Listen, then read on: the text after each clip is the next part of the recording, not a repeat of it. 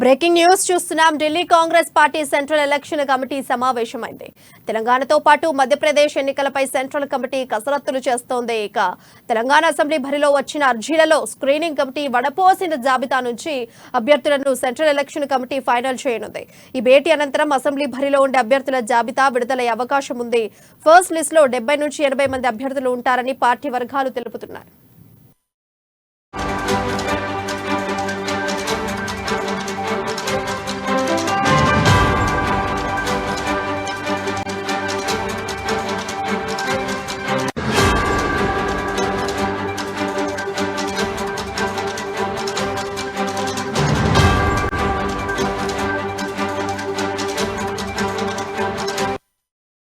Delhi Congress party central election committee సమావేశమైంది. తెలంగాణతో పాటు మధ్యప్రదేశ్ ఎన్నికలపై సెంట్రల్ కమిటీ కసరత్తులు చేస్తోంది.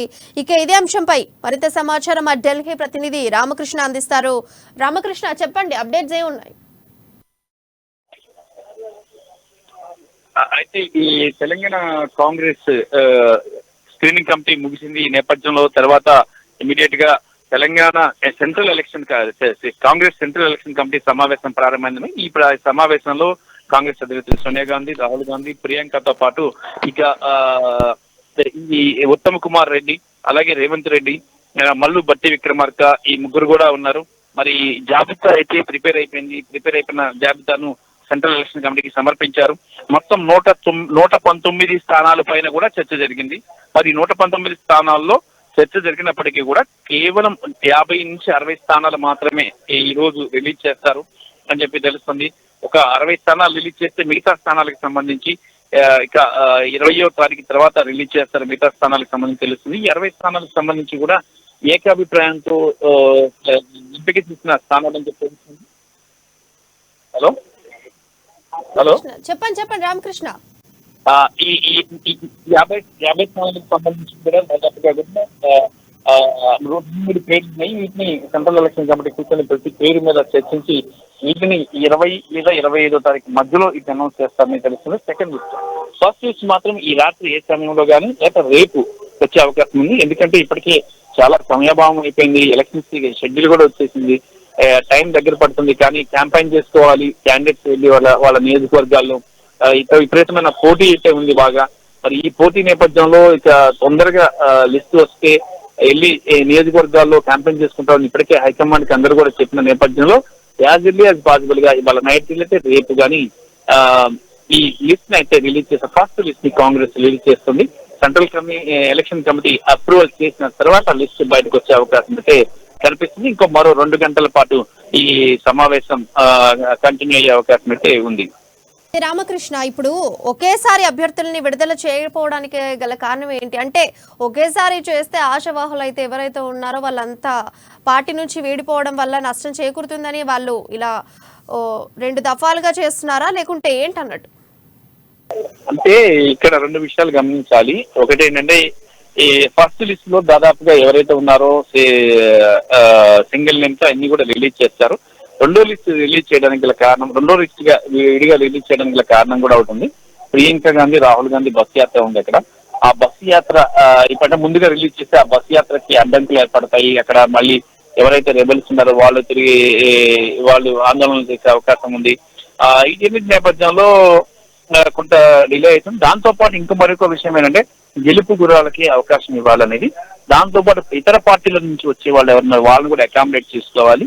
ఎక్కడ కూడా ఒక సీటు కూడా పోకుండా అన్ని సీట్లలోనూ గట్టిగా పకడ్బందీ చేస్తే 100 సీట్లు క్రాస్ చేయలేకపోతామా అనే ధీమా అంటే ఇది కాంగ్రెస్ పార్టీలో ఉంది. అట్లీస్ట్ 100 సీట్లను తెలంగాణలో కొట్టాలి ఈసారి. అందుకనే అభ్యర్థుల ఎంపిక అనేది చాలా వడపట్టు బాగా జరుగుతుంది. మరి గెలుపు గుర్రాలకి తప్ప ఇటువంటి రికమెండేషన్లకి అవకాశం ఇవ్వబోమని చెప్పేసి కూడా ఆ అధిష్టానం స్పష్టం చేసింది. ఈ నేపథ్యంలో సర్వేలు బేస్ చేసుకుని అభ్యర్థుల ఎంపిక అనేది జరుగుతుందని తెలుసుకోండి. అయితే ఇప్పుడు చూసుకుంటే 109 నియోజకవర్గ స్థానాలకు కూడా అభ్యర్థులు ఖరారైనప్పటికీ ఎందుకని కాంగ్రెస్ కొంతమంది అభ్యర్థులను మాత్రమే విడుదల చేయాలనుకుంటోంది? అంటే ఇక్కడ ప్రధానంగా 119 మంది అభ్యర్థుల్లో 50 నుంచి 60 నుంచి 70 మందికి మాత్రమే సింగిల్ నేమ్ ఉంది ఉన్నట్లు సమాచారం ఉంది మనకి. మిగతా వాళ్ళందరికీ కూడా డబుల్ నేమ్, ట్రిపుల్ నేమ్స్ ఉన్నాయి. వాటి మీద మరికొంత చర్చ జరగాల్సిన అవసరం ఉంది. ఆ చర్చ జరిగితే మొత్తం కలిపి అంటే ఆ లిస్ట్ ని సెపరేట్ గా ఇస్తారు. ముందు ఒక కొంత లిస్ట్ రిలీజ్ చేస్తే ముందు వాళ్ళు పని చేసుకుంటా ఉంటారు. ఎటువంటి కాంట్రవర్సీ లేని ఈ జాబితా. మరి అలాంటి జాబితాలో ఎక్కడెక్కడ ఏ నియోజకవర్గంలో కాంట్రవర్సీ లేకుండా సింగిల్ పర్సన్ కి కన్ఫర్మ్ చేశారు. ఆల్రెడీ ఇప్పటికే కన్సర్న్ నియోజకవర్గాలు ఏమని వాళ్ళకి ఆల్రెడీ ఇన్ఫార్మ్ కూడా చేసినట్లు సమాచారం అంటుంది. ఇంకా మరి రేపు అఫీషియల్ గా లిస్ట్ రిలీజ్ అయిన దగ్గర నుంచి వాళ్ళు కూడా నియోజకవర్గాల్లోకి వెళ్ళి వాళ్ళ ఎలక్షన్ ప్రచారం ప్రారంభిస్తారు. అయితే ఏంటంటే ఈ లిస్ట్ డివైడ్ చేయడానికి గల ప్రధానమైన కారణం ఏంటంటే సమయాభావం తక్కువ ఉంది. ముందు ఒక లిస్ట్ రిలీజ్ చేస్తే వాళ్ళు వెళ్ళిపోతారు, వాళ్ళు క్యాంపెయిన్ చేసుకుంటారు. ఇంకా మిగతా లిస్ట్ మీద కాంగ్రెస్ అధిష్టానం కూడా చర్చించాల్సి ఉంది. మళ్ళీ లిస్ట్ వచ్చిన తర్వాత మళ్ళీ ఏదైనా సమస్యలు కానీ ఉత్పన్నమైనట్టుగైతే మాత్రం వాటిని మళ్ళీ చేంజెస్ కూడా చేసే అవకాశం అయితే కనిపిస్తుంది.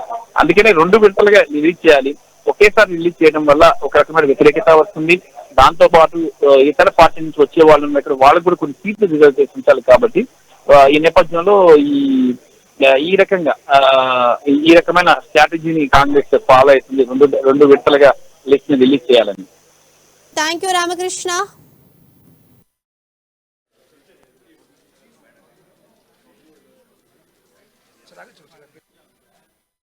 Delhi Congress party central election committee సమావేశమైంది. తెలంగాణతో పాటు మధ్యప్రదేశ్ ఎన్నికలపై సెంట్రల్ కమిటీ కసరత్తులు చేస్తోంది. ఇక తెలంగాణ అసెంబ్లీ బరిలో వచ్చిన అర్జీలలో స్క్రీనింగ్ కమిటీ వడపోసిన జాబితా నుంచి అభ్యర్థులను సెంట్రల్ ఎలక్షన్ కమిటీ ఫైనల్ చేయనుంది. భేటీ అనంతరం అసెంబ్లీ బరిలో ఉండే అభ్యర్థుల జాబితా విడుదలయ్యే అవకాశం ఉంది. ఫస్ట్ లిస్ట్ లో 70 నుంచి 80 మంది అభ్యర్థులు ఉంటారని పార్టీ వర్గాలు తెలుపుతున్నాయి.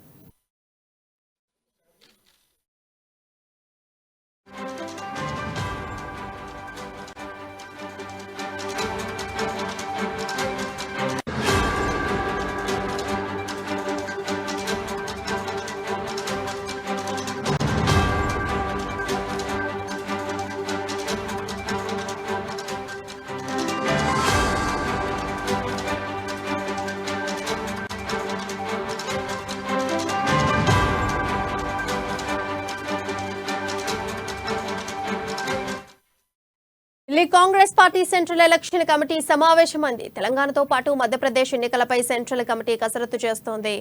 ఇక తెలంగాణ అసెంబ్లీ బరిలో వచ్చిన అర్జీలలో స్క్రీనింగ్ కమిటీ వడపోసిన జాబితా నుంచి అభ్యర్థులను సెంట్రల్ ఎలక్షన్ కమిటీ ఫైనల్ చేయనుంది.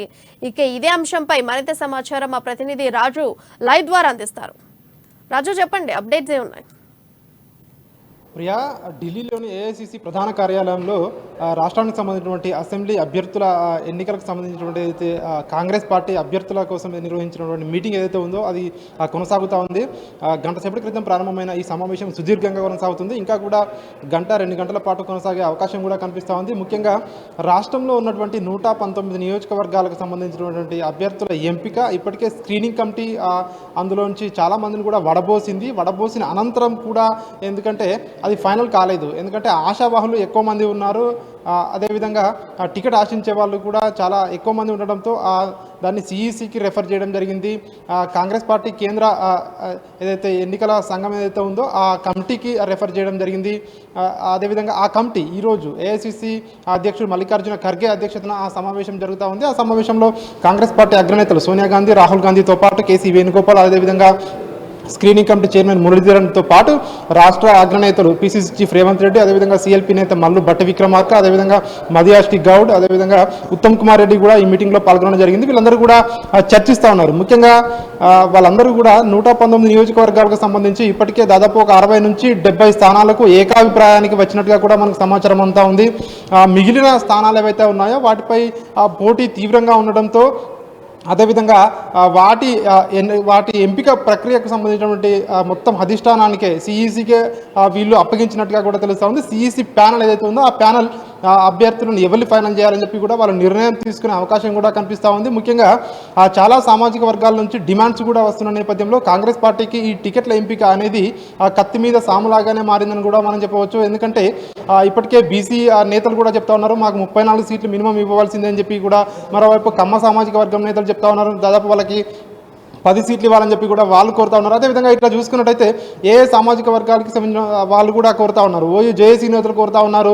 సో ఇట్లా వీళ్ళందరినీ కూడా సంతృప్తి పరచాలంటే ఆ కమిటీలో నిర్ణయం ఏ విధంగా తీసుకుంటారని చెప్పి కూడా అదొక ఉత్కంఠగా అయితే మనం చూడాల్సిన నేపథ్యం కూడా కనిపిస్తూ ఉంది. ముఖ్యంగా ఈ రోజు జరుగుతున్నటువంటి మీటింగ్ సిఈసి మీటింగ్ ఏదైతే ఉందో ఆ మీటింగ్కు అందులో చర్చించి దాదాపు 60 నుంచి 70 స్థానాలకు ఈరోజు ఆమోద ముద్ర వేసే అవకాశం స్పష్టంగా కూడా కనిపిస్తూ ఉంది. ఈ రోజు కానీ లేదంటే రేపు కానీ ఆ జాబితా కూడా ప్రకటించే అవకాశం కూడా కనిపిస్తూ ఉంది. సో ఒకసారి మనం చూసుకున్నట్టయితే రాష్ట్రంలో బీఆర్ఎస్ పార్టీ ఇప్పటికే అభ్యర్థులను ప్రకటించి రేపు వచ్చే ఈ నెల 16న వాళ్ళు ప్రచారం కూడా స్టార్ట్ కాబోతున్నారు. సీఎం కేసీఆర్ షెడ్యూల్ కూడా విడుదలైంది. ఈ నేపథ్యంలోనే రాష్ట్ర కాంగ్రెస్ నేతలు కూడా అధిష్టానాన్ని ఒత్తిడి చేస్తూ ఉన్నారు. తొందరగా తేల్చండి, తొందరగా ఫైనల్ చేయండి టికెట్ల అభ్యర్థిత్వాన్ని అని చెప్పి కూడా కాంగ్రెస్ శ్రేణులు కావచ్చు, ఇటు రాష్ట్ర వ్యాప్తంగా ఉన్నటువంటి కాంగ్రెస్ పార్టీ నాయకులు కూడా కావచ్చు, వీళ్ళందరూ కూడా చెప్తా ఉన్నారు ఇప్పటికే ఎలక్షన్ దగ్గరకు వస్తూ ఉంది, ఆ టికెట్ల అనౌన్స్ తొందరగా అయితే మనం ప్రజల్లోకి వెళ్ళొచ్చు అని చెప్పి కూడా వాళ్ళు కోరుతా ఉన్నారు. ఈ నేపథ్యంలోనే ఒకేసారి అన్ని స్థానాలు అంటే టైం బట్టే అవకాశం ఉంది కాబట్టి దాదాపు ఎన్ని వీలైతే అన్ని అంటే 60 నుంచి 70 వరకు ఆ స్థానాలన్నీ ఏదైతే ఏకాభిప్రాయానికి వచ్చారో ఆ స్థానాలకి అభ్యర్థుల్ని ప్రకటించే అవకాశం అయితే మనకు కనిపిస్తూ ఉంది. అదేవిధంగా తెలంగాణతో పాటు మధ్యప్రదేశ్కి సంబంధించినటువంటి అసెంబ్లీ అభ్యర్థుల ఎంపికపై ప్రక్రియపై కూడా ఈరోజు సమావేశంలో సుదీర్ఘంగా కూడా ఈ సమావేశం జరుగుతూ ఉంది. ఈ సమావేశంలో మరి గంట నుంచి ఇంకో 2 గంటల పాటు కూడా సమావేశం కొనసాగే అవకాశం కూడా కనిపిస్తూ ఉంది. ఈ సమావేశం తర్వాత దాదాపు ఒక ఫస్ట్ లిస్ట్ ఒక కొలిక్కి వచ్చే అవకాశం అయితే మనకు స్పష్టంగా కనిపిస్తుంది. ప్రియా, అయితే రాజు ఇప్పుడు చూసుకుంటే ఓ దిక్కు రూలింగ్ పార్టీ అయితే అభ్యర్థులందరినీ కూడా ఖరారు చేసుకుని అన్నిటికీ మీరు అన్నట్టుగా సిద్ధంగా ఉంది ఇప్పుడు క్యాంపెయినింగ్ కూడా. అండ్ ఇప్పుడు కాంగ్రెస్ ఈ పార్టీ చూసుకుంటే ఇంకా కూడా అభ్యర్థులను ఖరారు చేసే స్టేజ్లోనే ఉందంటే రేపు ఎల్లుండి చేసే అవకాశం ఉన్నప్పటికి కూడాను కేవలం 70-80 అభ్యర్థులని మాత్రమే వీరు ఖరారు చేసి అనౌన్స్ చేస్తే అసలు వీళ్ళు మిగిలిన మెంబర్స్ ఎప్పుడైతే అనౌన్స్ చేస్తారో ఎప్పుడు క్యాంపెయిన్ వాళ్ళు ఖచ్చితంగా చేసుకుంటారు. వీటికి ఒకసారి షెడ్యూల్ ఉంది అసలు కాంగ్రెస్ పార్టీ దగ్గర. ఖచ్చితంగా మీరు అన్నట్టు ప్రియా, ముఖ్యంగా మెజారిటీ సీట్లు ఏవైతే ఉన్నాయో 60 నుంచి 70 సీట్లు అంటే దాదాపు మనకు 60 to 70% సీట్లు ప్రకటించినట్టు అవుతుంది. కాబట్టి మెజారిటీ సీట్లు ప్రకటించినా కూడా ప్రచారంలోకి కాంగ్రెస్ పార్టీ ముందుకు వెళ్ళే అవకాశం కూడా కనిపిస్తూ ఉంది. ఎందుకంటే మిగిలిన సీట్లలో ఆ వడబోత కార్యక్రమం అనేది ఎక్కువగా ఉంది. ఆ స్క్రీనింగ్ కమిటీ ఏదైతే అభ్యర్థులను సూచించిందో ఒక్కొక్క నియోజకవర్గానికి 3 నుంచి 4 అభ్యర్థులు కూడా పోటీ పడుతున్న నియోజకవర్గాలు కూడా ఉన్నాయని చెప్పి కూడా వాళ్ళు ఆ స్క్రీనింగ్ కమిటీలో ఆ అభ్యర్థులను ఫైనల్ చేసి ఆ సిఈసికి రెఫర్ చేయడం జరిగింది. ఆ సిఈసి నిర్ణయం తీసుకునేసరికి టైం పడుతుంది. కాబట్టి ఖచ్చితంగా మెజారిటీ సీట్లు 70 సీట్ల వరకు కూడా ఏదైతే ప్రకటించినా కూడా మొదటి జాబితా రాష్ట్రంలో ప్రచారానికి వెళ్ళొచ్చు. కాంగ్రెస్ పార్టీ ఇంకా ప్రచారమే ప్రారంభించలేని ఏదైతే అపవాదం వస్తుందో పార్టీ శ్రేణుల నుంచి కావచ్చు, ముఖ్యంగా గ్రామీణ ప్రాంతాల నుంచి కావచ్చు, శ్రేణుల నుంచి కాంగ్రెస్ పార్టీ ఇంకా అభ్యర్థులను ప్రకటించలేదైతే ఏదైతే మాట వస్తుందో సో అది ప్రచారంలోకి ముందుకెళ్ళడానికి ఉపయోగపడుతుంది అని చెప్పి కూడా చెప్తున్నారు. అదేవిధంగా ప్రకటించిన నియోజకవర్గాల్లో అగ్ర నాయకులు అంటే కాంగ్రెస్ పార్టీ అగ్రనాయకుల బస్సు యాత్ర కానీ అదేవిధంగా ప్రచారం కానీ బహిరంగ సభలు కానీ ఇవన్నీ నిర్వహించడానికి కూడా ఉపయోగపడుతుంది. ఆలోపు 2వ లిస్టు కూడా ప్రకటించుకోవచ్చు అని చెప్పి కూడా పార్టీ పెద్దలు ఆలోచిస్తున్నట్టుగా కూడా మనకు సమాచారం అంతా ఉంది. ఈ నేపథ్యంలోనే ఈరోజు దాదాపు 60 నుంచి 70 స్థానాల వరకు ఒక క్లారిటీ అయితే వచ్చే అవకాశం కూడా కనిపిస్తూ ఉంది. అయితే అన్ని సామాజిక వర్గాలను అదేవిధంగా సర్వేలను కూడా ముఖ్యంగా ఈ సమావేశంలో చర్చకు వస్తున్నట్టుగా కూడా తెలుస్తూ ఉంది. ఆ సర్వేలలో గెలుపు గుర్రాలకే టికెట్లు ఇవ్వాలి అని చెప్పి ఏదైతే మొదటి నుంచి కూడా రాష్ట్ర నాయకత్వం భావిస్తూ ఉందో ఆ నేపథ్యంలోనే ఎవరైతే గెలిచే అవకాశం ఉందో ఎక్కడా కూడా రిస్క్ తీసుకోవద్దు, ఈసారి ఖచ్చితంగా అధికారంలోకి రావాలి కాంగ్రెస్ పార్టీ అని చెప్పి ఏదైతే కృతనిశ్చయంతో ఉన్నారో ఆ నేపథ్యంలోనే టికెట్లు కూడా కేటాయించే అవకాశం కూడా కనిపిస్తూ ఉంది. అందులో భాగంగానే సామాజిక సమీకరణాలు ఒకవైపు అదేవిధంగా సర్వేలు ఇవన్నిటినీ కూడా దృష్టిలో ఉంచుకొని ఈ అభ్యర్థుల ఎంపిక ప్రక్రియ జరిగే అవకాశం అయితే మనకు స్పష్టంగా కనిపిస్తుంది. ప్రియా.